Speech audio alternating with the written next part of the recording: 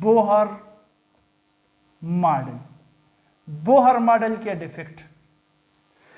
अब देखो Bohr model जो एक्सप्लेनेशन जितने भी एप्लीकेशंस इसके थे, जितने भी अच्छी तरह से बोहर मॉडल एक्सप्लेन कर चुका है, तो वो सिर्फ हाइड्रोजन एटम को एक्सप्लेन कर चुका है या उस इलेक्ट्रॉनिक सिस्टम को एक्सप्लेन कर चुका है which resembles hydrogen. For example hydrogen वो सिस्टम है जिसमें सिर्फ एक इलेक्ट्रॉन है, तो जो एलिमेंट्स इस तरह के सिस्टम बनाएंगे जिसमें एक इलेक्ट्रॉन हो वो भी बोहर मॉडल एक्सप्लेन कर सकता है। फॉर एग्जांपल हीलियम का एटॉमिक नंबर है 2, मतलब इसके अंदर 2 इलेक्ट्रॉन है। अगर हम किसी तरह से हीलियम का आयन बनाए, मतलब इससे एक इलेक्ट्रॉन निकाले, तो इसके अंदर सिर्फ एक इलेक्ट्रॉन बच जाएगा। तो हीलियम आयन को भी बोहर अच्छी तरह से एक्सप्लेन कर सकता है।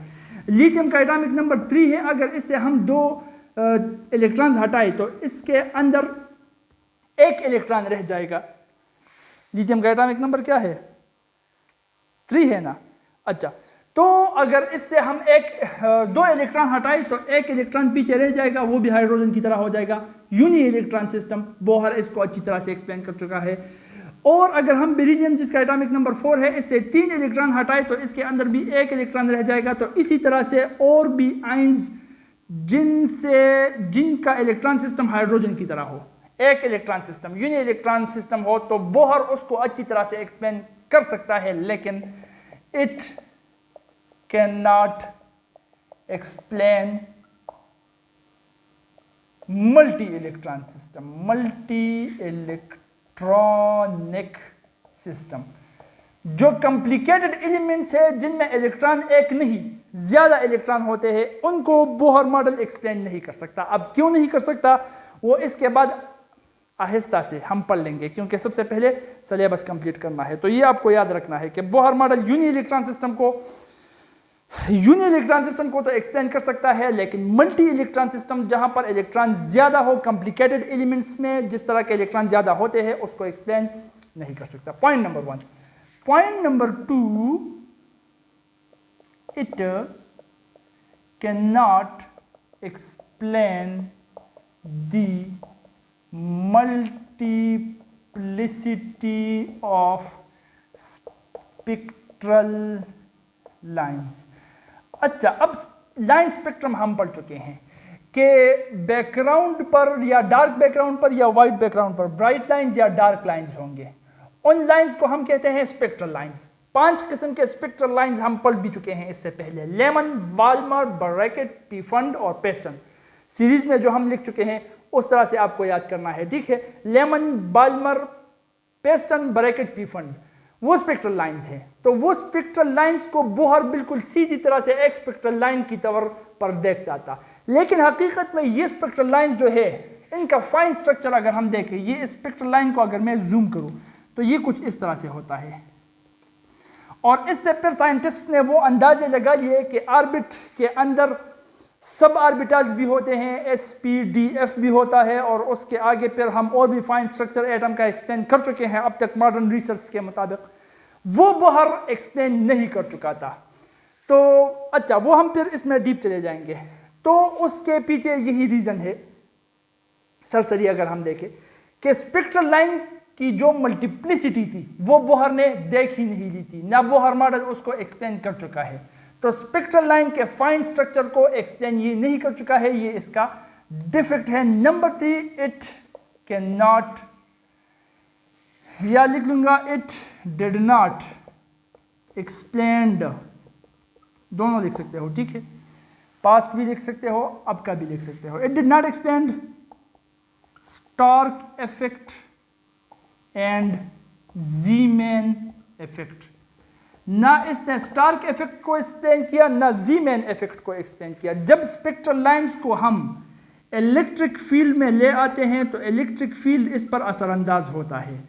जब इन स्पेक्ट्रल लाइंस को हम मैग्नेटिक फील्ड में ले आते हैं तो मैग्नेटिक फील्ड भी इस पर असरअंदाज हो जाता है। अब किस तरह से ये इलेक्ट्रिक फील्ड और किस तरह से ये मैग्नेटिक फील्ड असरअंदाज होता है स्पेक्ट्रल लाइंस के ऊपर, ये बोहर एक्सप्लेन नहीं कर चुका है। इलेक्ट्रिक फील्ड का स्पेक्ट्रल लाइंस पर जो असर होता है उसको हम स्टार्क इफेक्ट कहते हैं।